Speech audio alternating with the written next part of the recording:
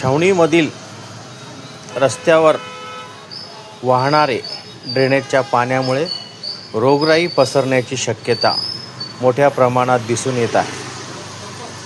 छावणीतील Gupta medical जवळ असलेल्या या चेंबरमधून मोठ्या प्रमाणात ड्रेनेजचं गहाण पाणी रस्त्यावर आणि नाल्यांवर वाहताना दिसत आहे आणि हेच पाणी नागरिकांच्या घरासमोर जाऊन सुद्धा तुंबत असल्याने नागरिकांच्या आरोग्याचा धोका निर्माण झाला आहे.